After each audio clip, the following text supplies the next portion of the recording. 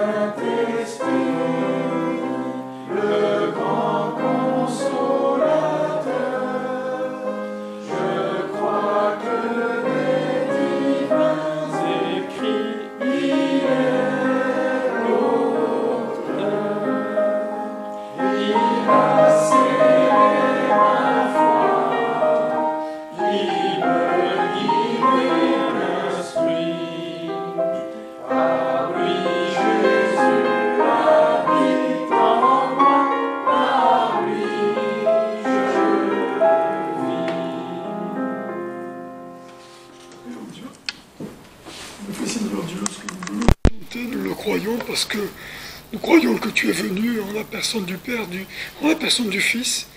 Tu es le Père aussi et tu es le Consolateur. Et ces trois-là sont un comme ta parole le déclare.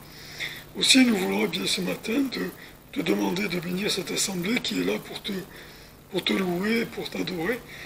Et de conduire aussi ton serviteur qui va nous parler de ta part au nom de Jésus. Amen. Nous poursuivons, s'il vous plaît, avec le 48. Cantique numéro 48.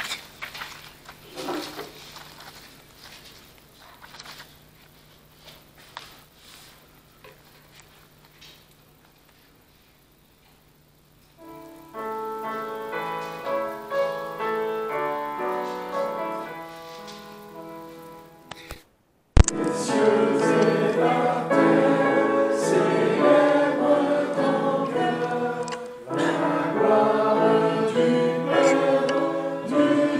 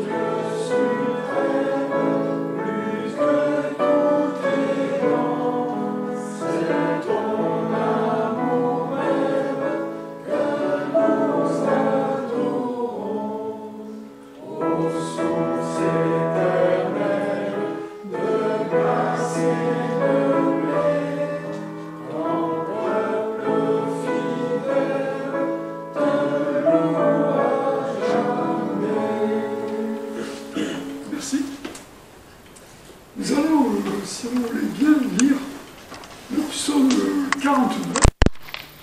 Psaume 49.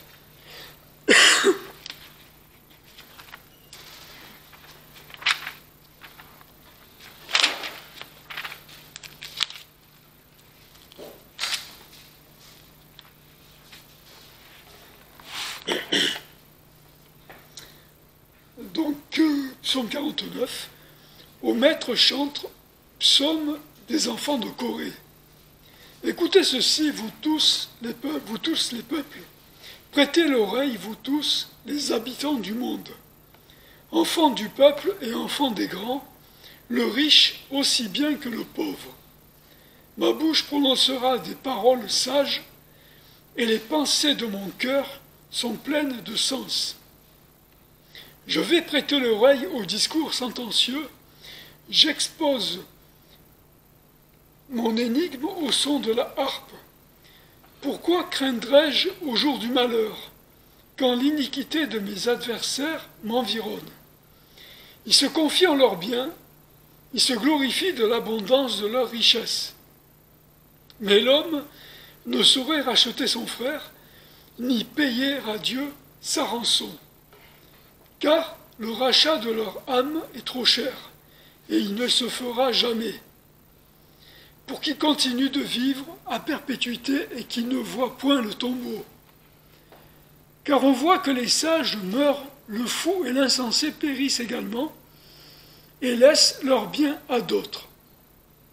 Ils pensent que leurs maisons dureront éternellement, et leur demeure d'âge en âge. Ils ont donné leur nom à leur terre.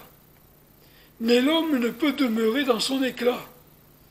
Il est rendu semblable aux bêtes qui périssent. Telle est la voie sur laquelle ils se fient, et leurs successeurs se plaisent à leurs discours. Ils sont poussés au sépulcre comme un troupeau. La mort se répétera d'eux.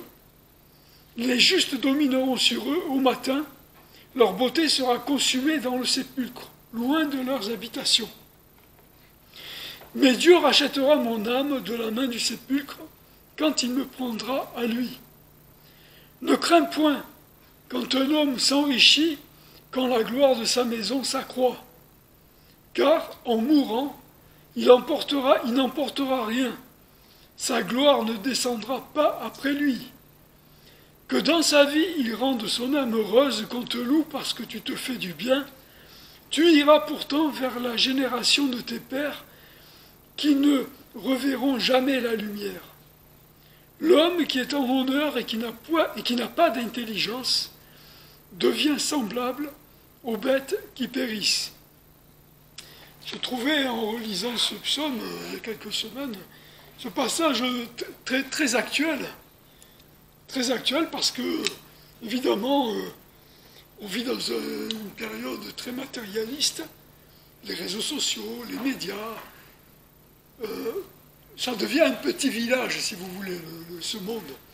Et on voit le comportement de nos contemporains, on va dire, quel que soit leur poste.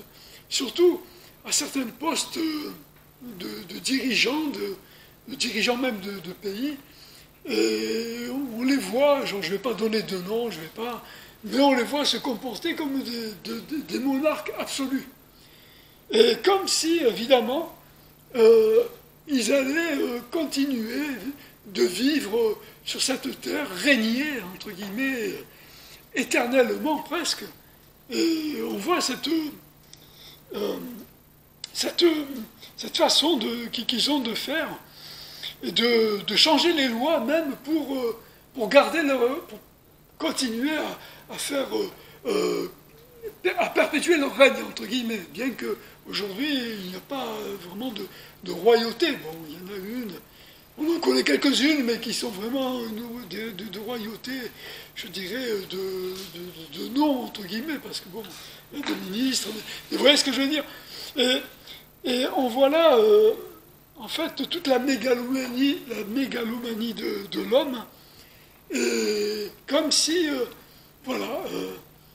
l'homme est installé, il s'installe, et il pense que d'âge en âge, voilà. Et il ne faut pas se tromper là-dessus, à savoir que en nous-mêmes, il y a ces ferments-là. Et on discutait à un moment donné au travail, et on parlait de la corruption des hommes politiques. Et il y a, il est tunisien, un des techniciens, il disait, il a connu un petit peu les événements en Tunisie, tout ça, et il disait, mais toi, qu'est-ce que tu ferais à leur place?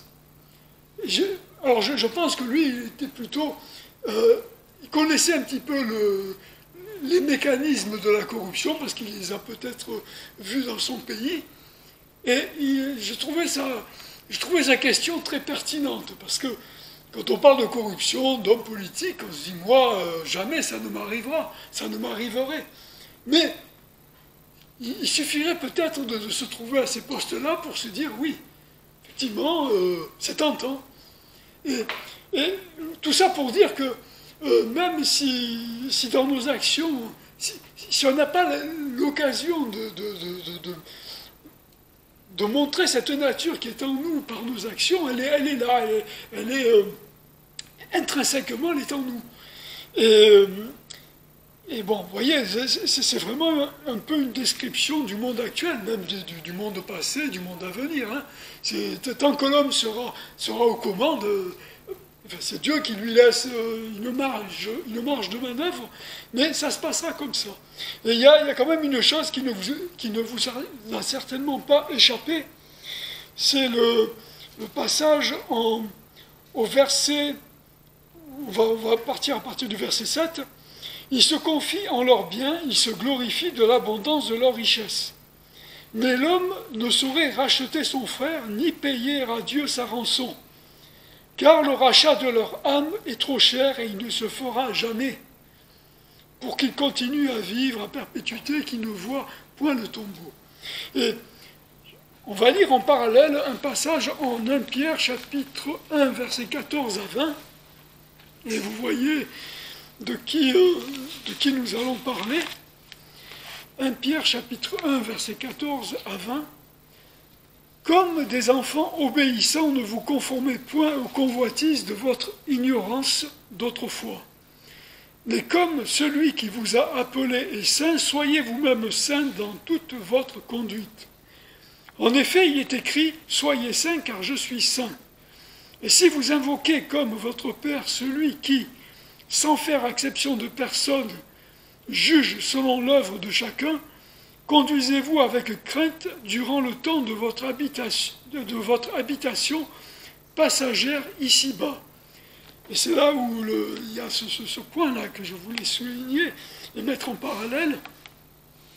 Sachant que vous avez été rachetés de la vaine manière de vivre que vous aviez autrefois hérité de vos pères, non par des choses périssables comme l'argent et l'or, mais par un précieux sang, comme d'un agneau sans défaut et sans tache, Christ, destiné déjà avant la création du monde et manifesté dans les derniers temps à cause de vous.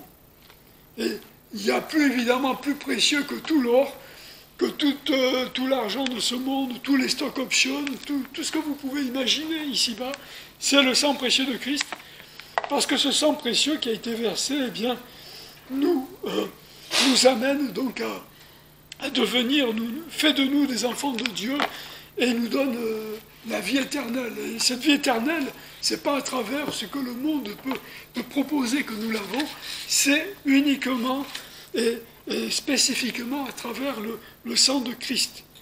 Et c'est ce que nous soulignons bien lorsque nous évangélisons.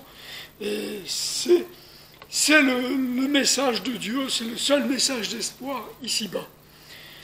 Nous allons poursuivre avec le cantique numéro 326, s'il vous plaît. Cantique numéro 326.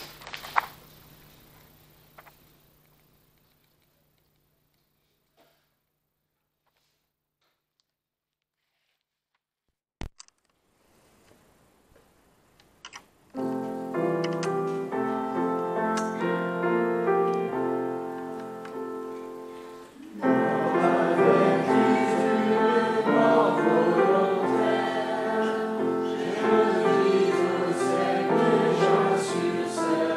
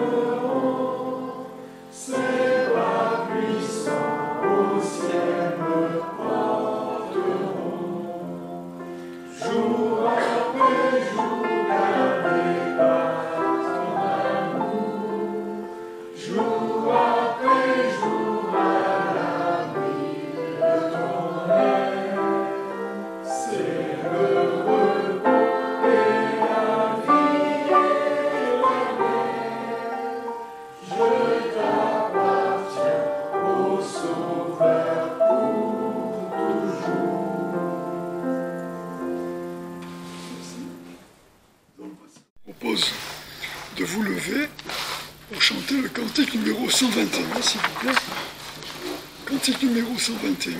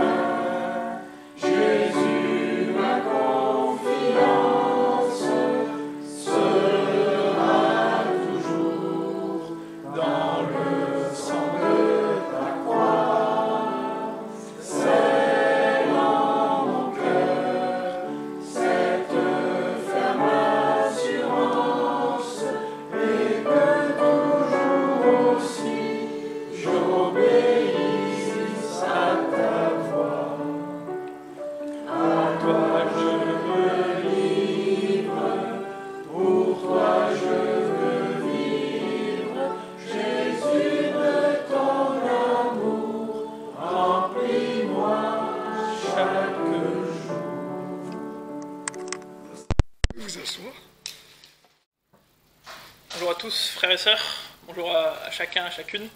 Et là, on vient de chanter dans ce dernier chant la grandeur de l'abîme où Jésus est descendu. Et ça va être un peu le fil conducteur de ce message. Donc on va reprendre un texte que une fois j'avais fait une pensée dessus. Je crois que c'était au mois de mars ou février. Et le Seigneur m'a mis à cœur de re-approfondir ce passage.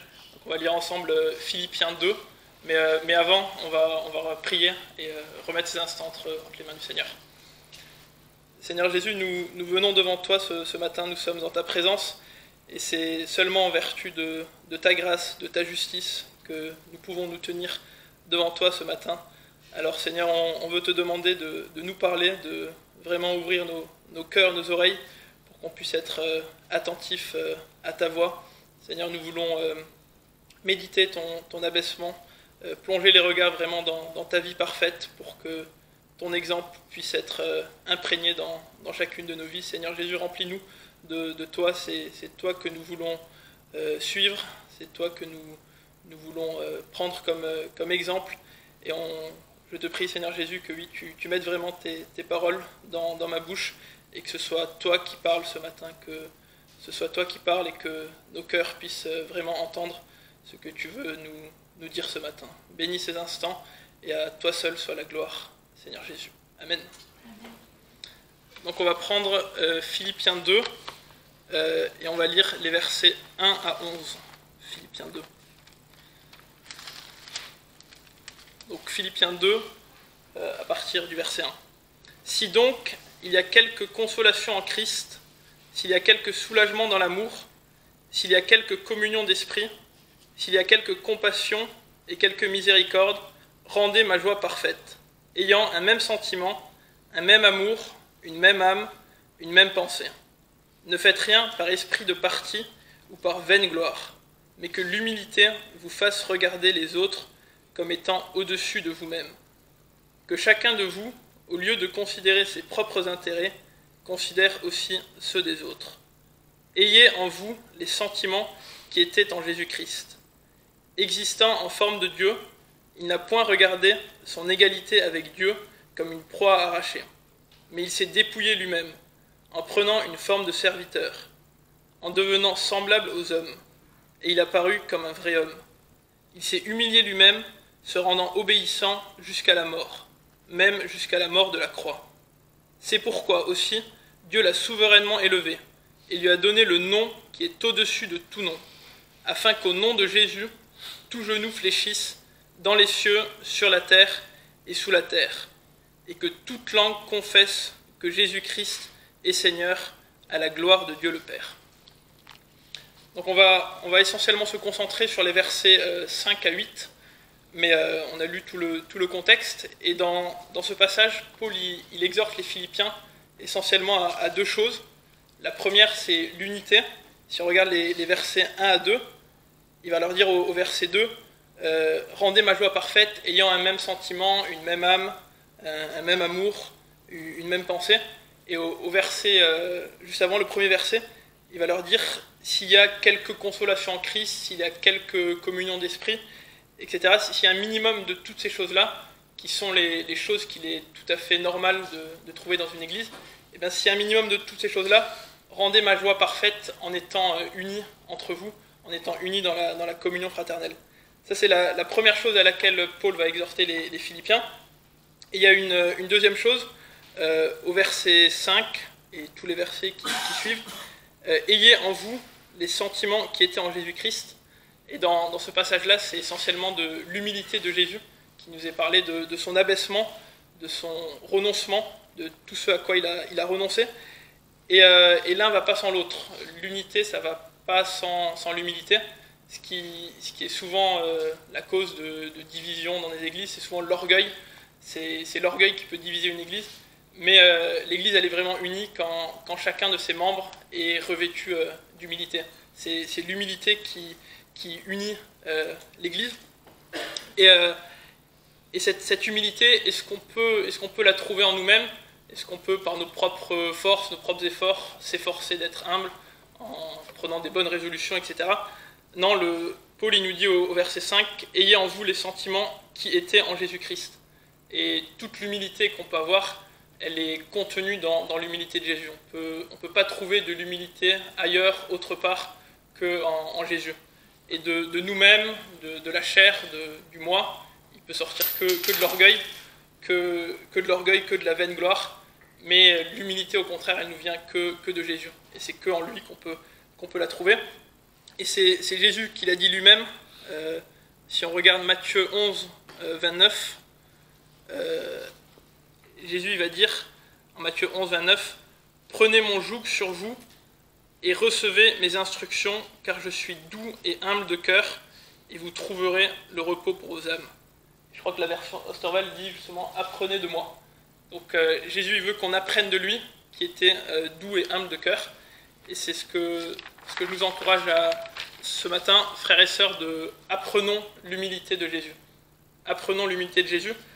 Et on va dans ce texte admirer l'humilité de Jésus sous trois différents aspects. L'humilité dans la vie de Jésus. Le premier aspect, c'est l'humilité dans le renoncement. L'humilité dans le renoncement.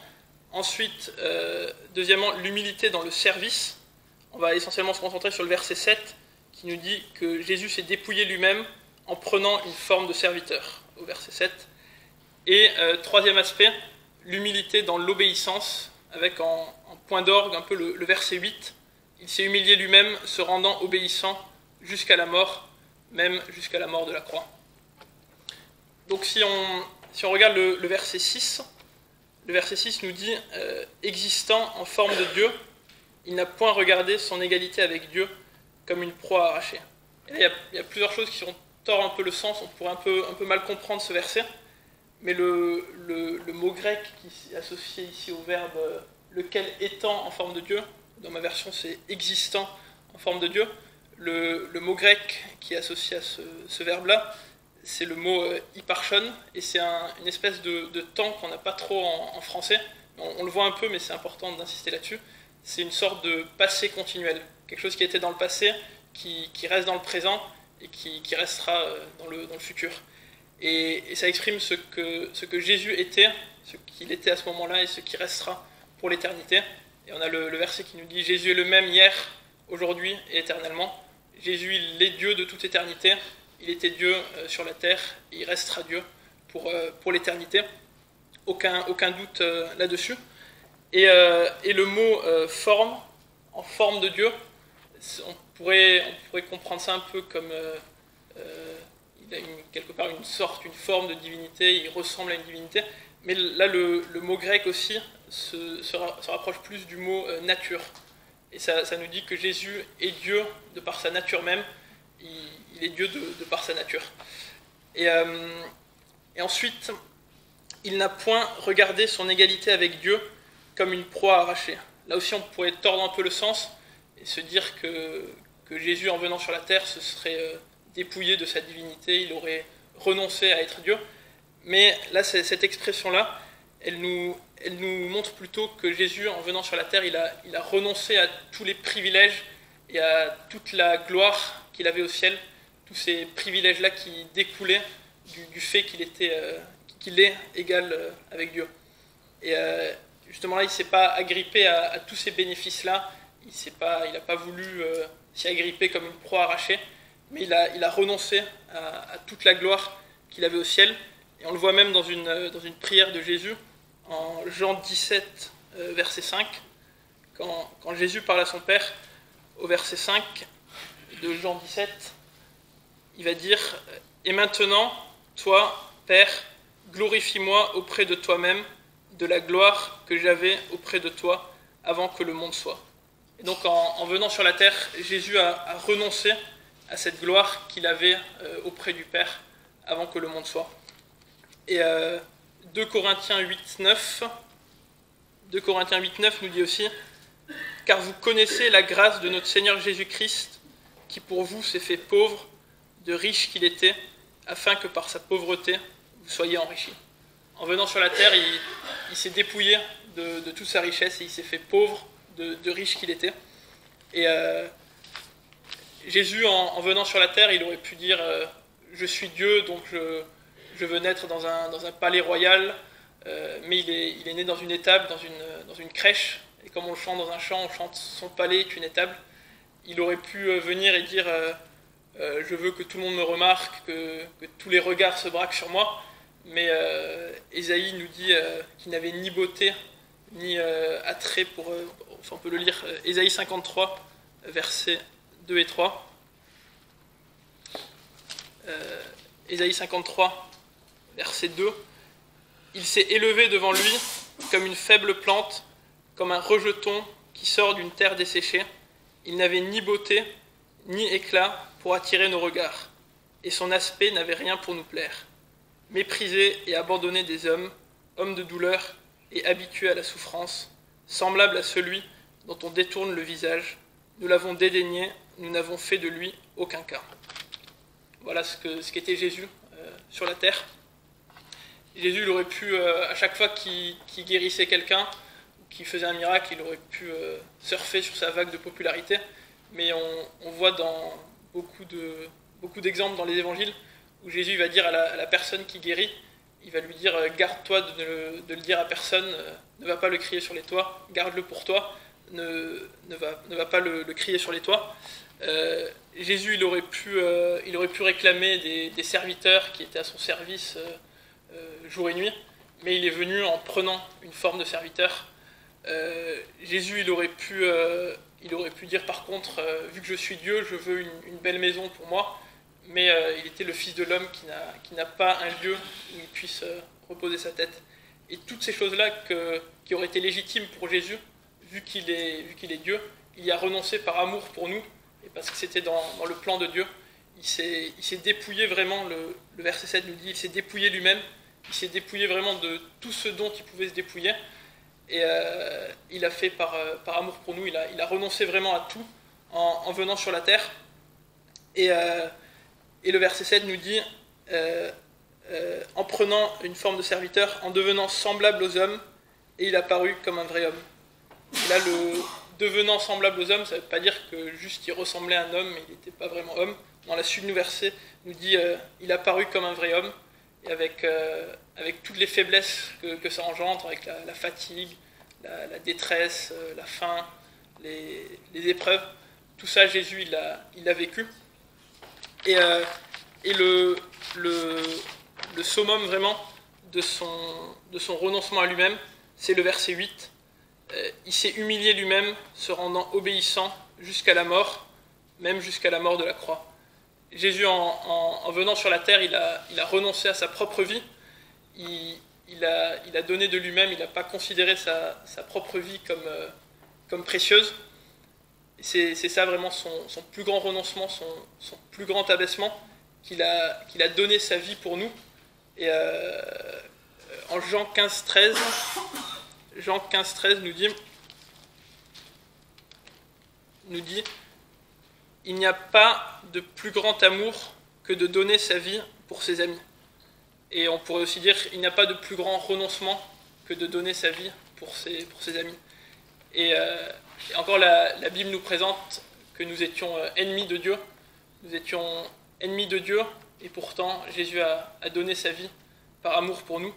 Et même ceux qui à ce moment-là qui l'injuriaient, qui se moquaient de lui, qui lui crachaient au visage, et ben Jésus il est mort aussi pour eux. Et sur la croix il a dit Père pardonne-leur car ils ne savent ce qu'ils font. Et le texte nous dit aussi même jusqu'à la mort de la croix.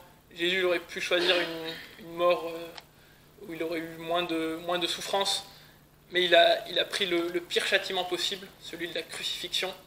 Il n'a pas voulu une autre mort, mais c'était dans le plan rédempteur de Dieu pour nous sauver, qu'il aille jusqu'à la mort de la croix. Il a fait par amour pour nous, pour nous sauver.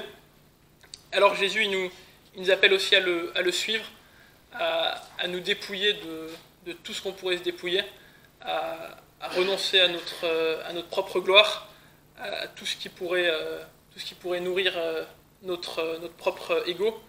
Et des fois, le Seigneur va même nous demander de renoncer à des choses qui nous paraissent bonnes. Comme Paul, il dit 3 fois, j'ai supplié le Seigneur de me délivrer de cette écharpe que j'avais dans la chair. Mais le Seigneur m'a dit, ma grâce te suffit, car ma puissance s'accomplit dans la faiblesse. Et des fois, le Seigneur, il peut nous demander, comme Paul, de renoncer à un exaucement de prière, à une délivrance d'épreuves.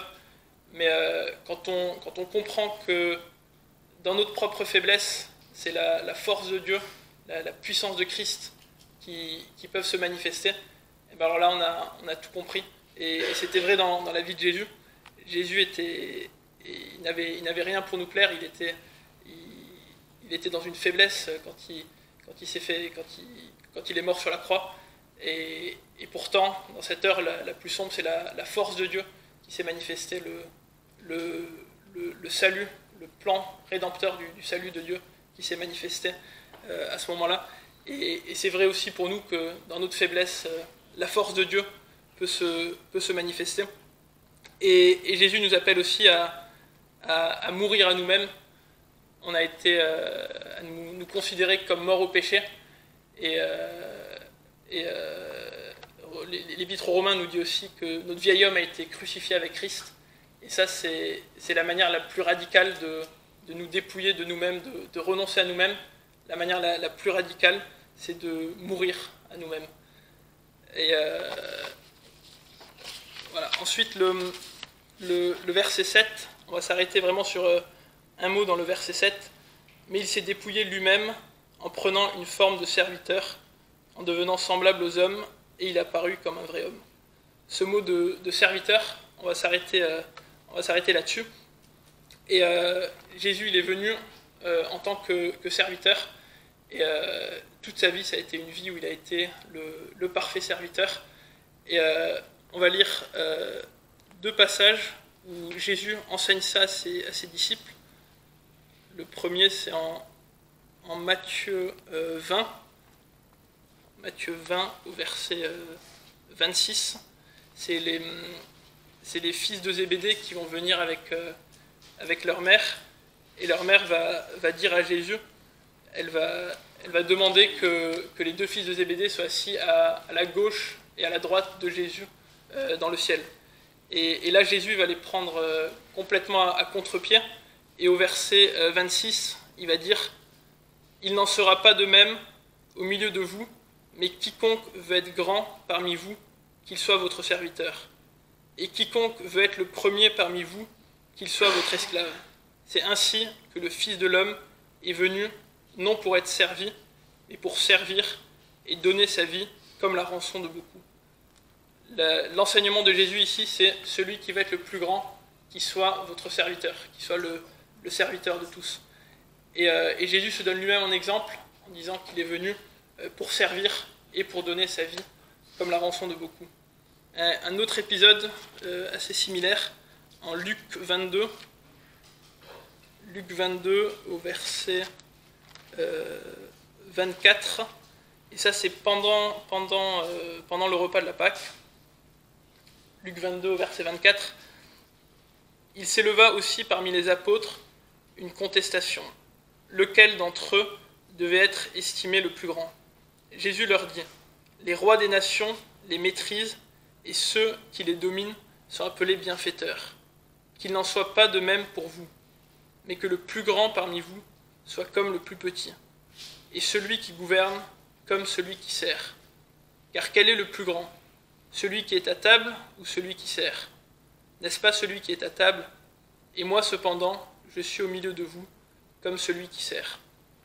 Et encore les disciples, ils se demandent entre eux lequel est le plus grand parmi nous. Et Jésus, il va dire, le plus grand parmi vous, ça doit être le plus petit. Celui qui gouverne, ça doit être celui qui sert. Et il se donne aussi lui-même en exemple, je suis au milieu de vous, comme celui qui sert. Et cette logique-là aussi, elle va à contre-courant de la logique ambiante du monde, où c'est ceux qui dominent, ceux qui asservissent les peuples, c'est eux qui sont considérés comme les plus grands. Et bien Jésus, il va vraiment à contre-courant, et il dit le plus grand, ça doit être celui qui sert les autres. Et Jésus, il se cantonne pas juste à un enseignement théorique, mais il montre à travers son exemple, à travers toute sa vie, ce qu'est le parfait serviteur. Et le serviteur, qu'est-ce qu'il va faire ? Il va mettre les versets de Philippiens 2, les versets 3 et 4 de Philippiens 2, il va les mettre en pratique, que l'humilité vous fasse regarder les autres comme étant au-dessus de vous-même, que chacun de vous, au lieu de considérer ses propres intérêts, considère aussi ceux des autres.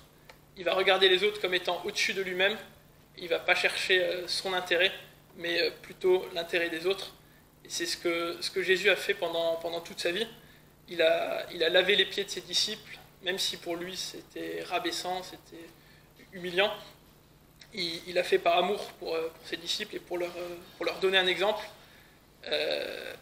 Quand il guérissait des malades, Jésus ne cherchait pas son intérêt, sa propre gloire, mais il cherchait l'intérêt de ceux qui guérissaient. Et la preuve de ça, c'est ce que j'ai dit avant, c'est que bien souvent il leur disait garde-toi de le dire à personne, va le dire à personne. Et on peut par exemple regarder ça en Matthieu 9:30. Il y a vraiment beaucoup de fois où Jésus va dire ça dans les évangiles. En Matthieu 9:30, Jésus il a guéri des aveugles, et au verset 30 on peut lire « Et leurs yeux s'ouvrirent. Jésus leur fit cette recommandation sévère, prenez garde que personne ne le sache. » Voilà, plein d'autres endroits, on peut voir ça, que Jésus dit ça juste après avoir fait une guérison. Et quand il y a des années, j'avais du mal à comprendre ça, pourquoi Jésus disait ça, mais maintenant, récemment, j'ai compris pourquoi Jésus disait toujours ça.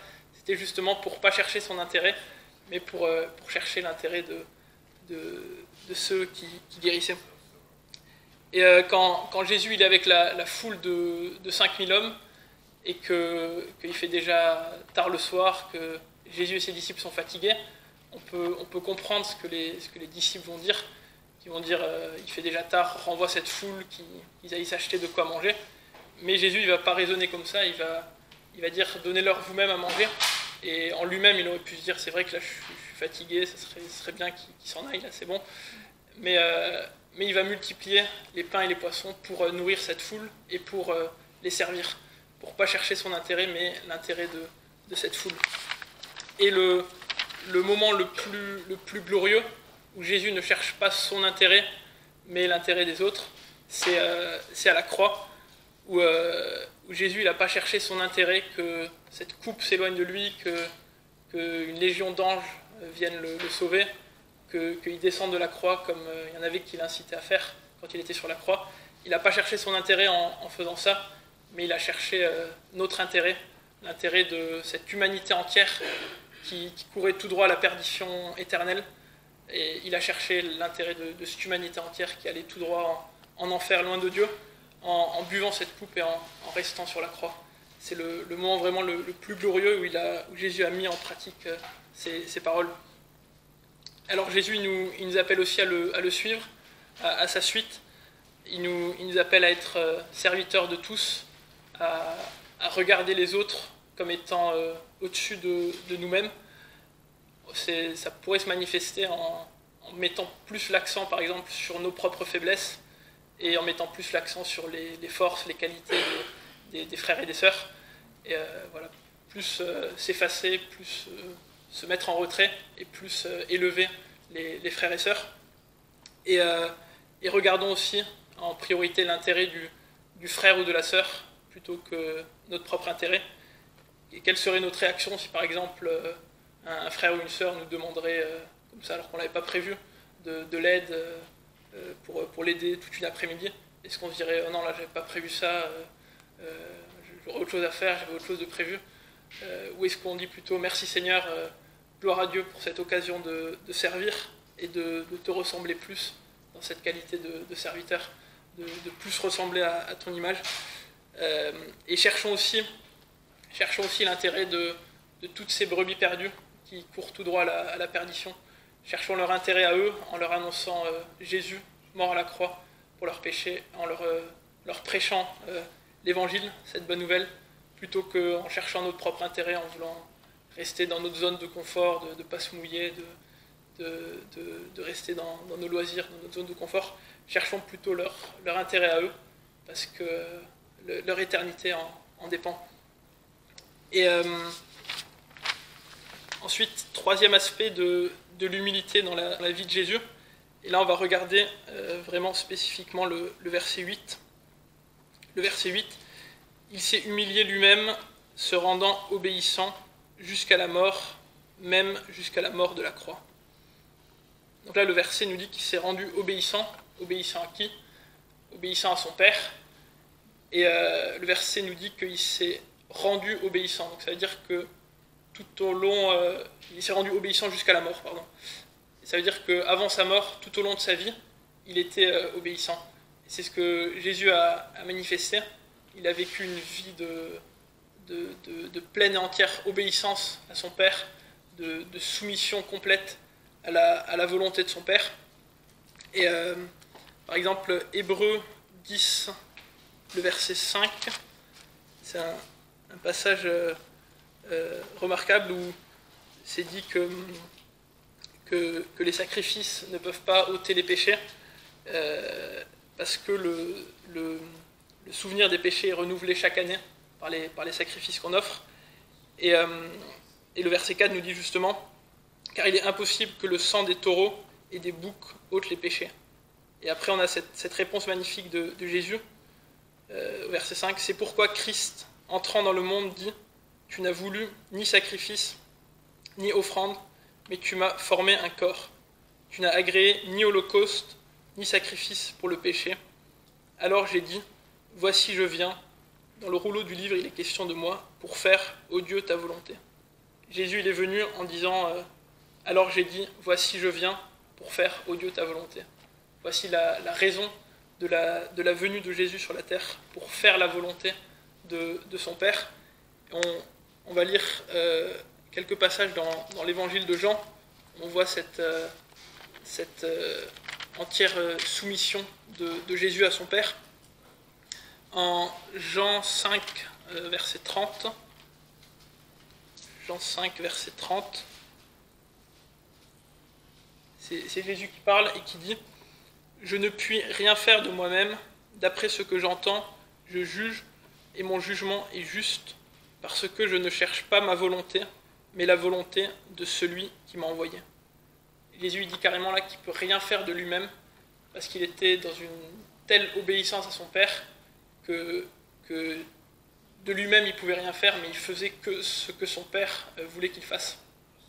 Et il nous dit « Je ne cherche pas ma volonté, mais la volonté de celui qui m'a envoyé ». Et en Jean 6, 38,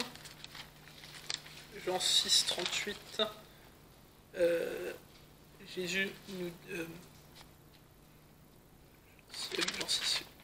Jean 6, 38, Jésus nous dit « Car je suis descendu du ciel pour faire non ma volonté, mais la volonté de celui qui m'a envoyé. » Voilà la mission de Jésus en venant sur la terre.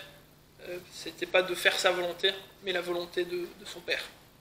Et même à 12 ans, quand Jésus il est dans le temple, quand ses parents ils viennent le chercher dans le temple, il leur répond « Ne savez-vous pas qu'il faut que je m'occupe des affaires de mon Père ?» Et même à 12 ans, son but ultime,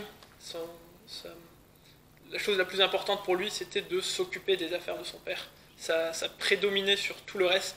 C'était plus important que toute autre chose de s'occuper des affaires de son Père, même à 12 ans. On peut lire aussi en Jean 14, 10. Jean 14, 10. C'est Jésus qui dit « Ne crois-tu pas que je suis dans le Père et que le Père est en moi?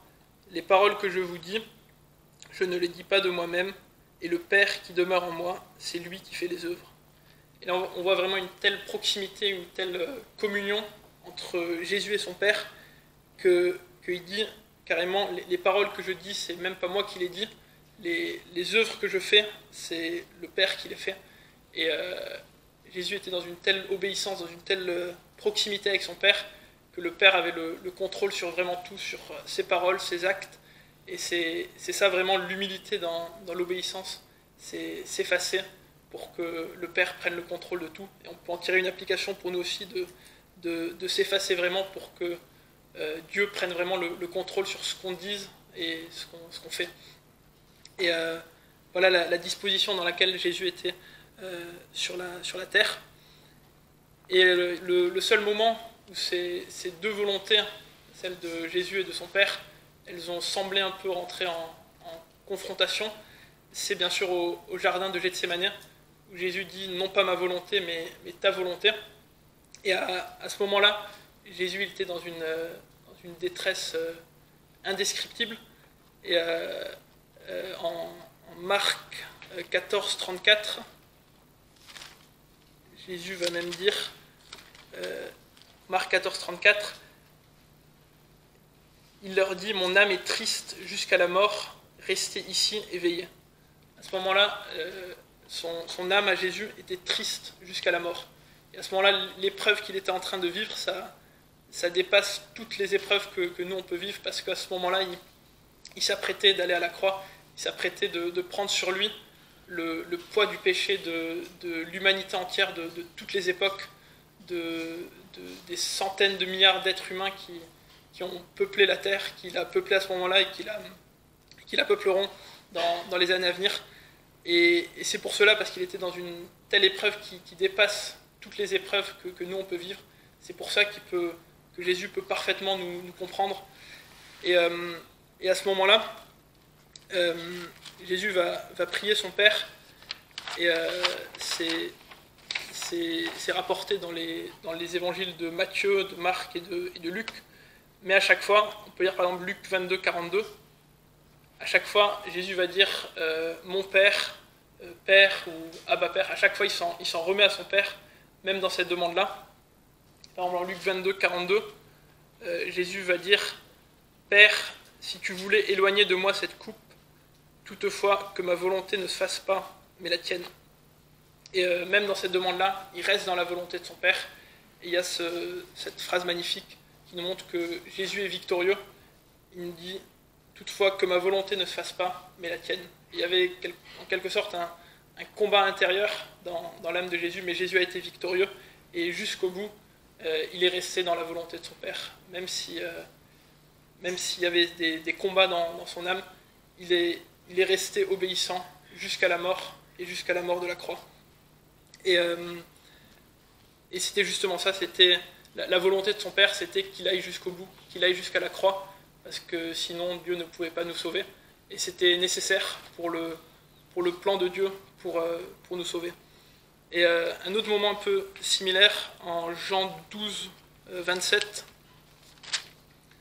on voit ce combat intérieur en Jésus. Jean 12, 27. Maintenant, mon âme est troublée, et que dirais-je ? Père, délivre-moi de cette heure, mais c'est pour cela que je suis venu jusqu'à cette heure. Et là aussi, on voit que l'âme de Jésus est troublée, et qui demande en quelque sorte, Père, délivre-moi de cette heure, mais il va dire, non, mais c'est précisément pour cette heure-là que je suis venu, c'est pour cela que je suis venu jusqu'à cette heure. Et là encore, Jésus va être victorieux. Et on voit vraiment que même si c'était un combat, il se rend obéissant jusqu'à la mort de la croix. Et là aussi, Jésus, il nous demande de le suivre, à faire complètement abstraction de notre volonté, pour que sa volonté prédomine dans notre vie, qu'on puisse avoir cette même disposition de cœur, non pas ma volonté, mais que ta volonté se fasse. Et qu'on puisse aussi avoir une volonté qui se soumette pleinement à la volonté du Père, de telle sorte qu'il mette ses paroles dans notre bouche et qu'il fasse son œuvre à travers nous. Et voilà, Jésus était dans une telle proximité avec le Père que c'était ça qui se passait. Et c'est ça qui se passe quand on est dans une pleine et entière communion avec le Père. Il nous met carrément ses paroles dans notre bouche et il nous fait faire son œuvre. Et l'obéissance, elle a aussi un coût. Pour Jésus, ça l'a amené jusqu'à la mort de la croix. Et pour nous aussi, dans une moindre mesure, il y aura une part de sacrifice. On va perdre des amis, on va subir la moquerie, le rejet. Mais on peut se demander cette question, est-ce qu'on serait vraiment prêt à obéir de manière totalement désintéressée, de manière absolue, et voilà, obéir jusqu'à la persécution, obéir même jusqu'au martyre? Est-ce qu'on serait vraiment prêt à soumettre totalement notre volonté à Dieu, quoi qu'il arrive, quoi qu'il advienne? Est-ce qu'on pourrait être vraiment obéissant jusqu'à ce que le Seigneur jusqu'à ce que le Seigneur nous demande, peu importe ce que c'est? Et pour conclure, on peut regarder les versets 9 à 11. On s'est vraiment arrêté sur les versets précédents, les versets 5 à 8. Mais là, on va relire les versets 9 à 11. C'est pourquoi aussi Dieu l'a souverainement élevé et lui a donné le nom qui est au-dessus de tout nom, afin qu'au nom de Jésus, tout genou fléchisse dans les cieux, sur la terre et sous la terre, et que toute langue confesse que Jésus-Christ est Seigneur, à la gloire de Dieu le Père. Et donc Jésus, il s'est profondément abaissé, il s'est profondément humilié. Et là, le texte nous dit, c'est pourquoi, c'est la raison pour laquelle Dieu l'a souverainement élevé et lui a donné le nom qui est au-dessus de tout nom. Après sa mise au tombeau, Jésus il est ressuscité le 3e jour, il est monté au ciel et il a reçu ce nom qui est au-dessus de tout nom. On peut lire ça en Éphésiens 1, les versets 20 et 21. Éphésiens 1, verset 20. Il a déployé en Christ sa puissance en le ressuscitant des morts et en le faisant asseoir à sa droite dans les lieux célestes, au-dessus de toute domination, de toute autorité, de toute puissance, de toute dignité et de tout nom qui peut être nommé, non seulement dans le siècle présent, mais encore dans le siècle à venir. Et voilà, Jésus a reçu un nom au-dessus de tout nom qui peut même être nommé. On peut avoir le nom du plus grand empereur de tous les temps, le nom du plus grand scientifique de tous les temps. Le nom de Jésus est au-dessus, bien au-dessus. Et Hébreu nous dit même que Jésus a reçu un nom supérieur aux anges. Le nom de Jésus est vraiment au-dessus de tout nom. Et même si on le voit pas encore, on peut le voir avec les yeux de la foi, qu'un jour tout genou fléchira devant lui, que toute langue confessera qu'il est Seigneur. Il y a Apocalypse 5.13. Apocalypse 5.13 qui nous dit « Et toutes les créatures qui sont dans le ciel, sur la terre, sous la terre, sur la mer, et tous ceux qui s'y trouvent, je les entendis qui disaient à celui qui est assis sur le trône et à l'agneau soit la louange, l'honneur, la gloire et la force au siècle des siècles. » Toutes les créatures dans le ciel, sur la terre, sous la terre, sur la mer, toute la création qui chantera cet hymne à la gloire de l'agneau, à l'agneau soit la louange, l'honneur, la gloire.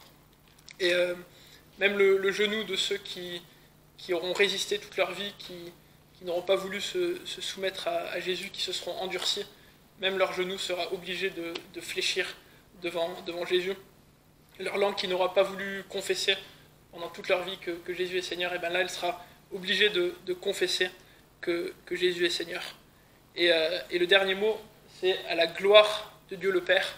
Et la gloire, l'élévation de Jésus, elle est en rien indépendante de la gloire de Dieu le Père. Les deux sont indissociables, la gloire du Fils et la gloire du Père. On peut en tirer une application pour nous.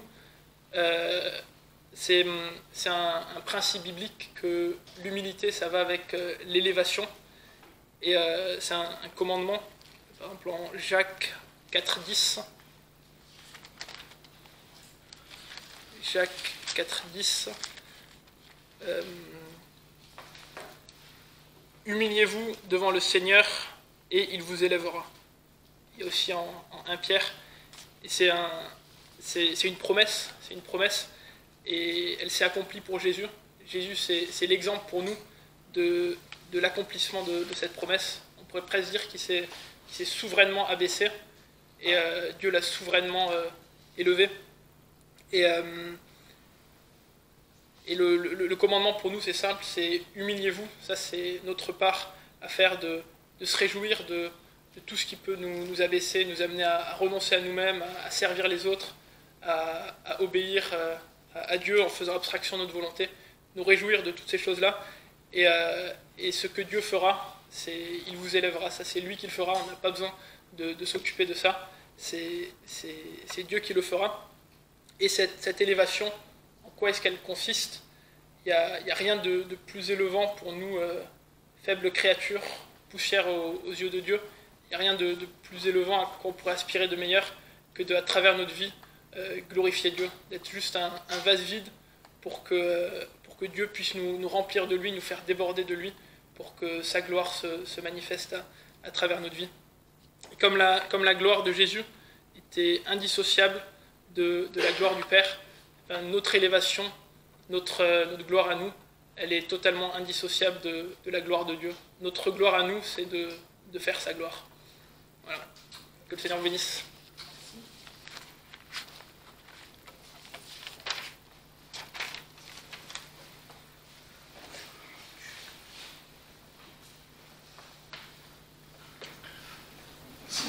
Merci Mathieu. Bon, juste pour compléter ce qui vient d'être dit, moi j'ai pas l'habitude, je ne vais pas refaire le message de Matthieu, c'est très bien. Mais ça m'avait frappé aussi quand j'avais lu le psaume 22 par rapport à ce qui a été dit. Psaume 22, à partir du verset 27, Les humbles mangeront et seront rassasiés, ceux qui cherchent l'Éternel le loueront, votre cœur vivra à perpétuité. Tous les bouts de la terre s'en souviendront et reviendront à l'Éternel. Toutes les familles des nations se prosterneront devant ta face, car le règne appartient à l'Éternel et il domine sur les nations. Tous les riches de la terre mangeront aussi, se prosterneront. Tous ceux qui descendent vers la poussière et celui qui ne peut conserver sa vie s'inclineront devant lui.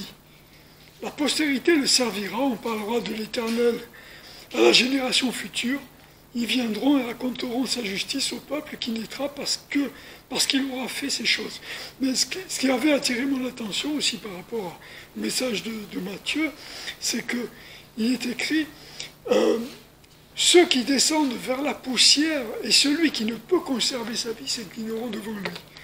Et j'ai entendu dire des fois que l'enfer n'existe pas parce que Dieu, il n'y aura pas de gens qui contesteront Dieu par ce qu'il a fait, parce qu'ils seront détruits. Non, il y en a qui, comme disait Matthieu, qui auront toute leur vie résisté à Dieu, mais qui devront à un moment donné s'incliner, et qui s'inclineront pendant l'éternité en enfer. Voilà, c'était juste la petite parenthèse. Nous allons poursuivre, si vous voulez bien, par un dernier cantique, le cantique numéro 230. Je vous propose de vous lever pour chanter ce dernier cantique. Cantique numéro 230.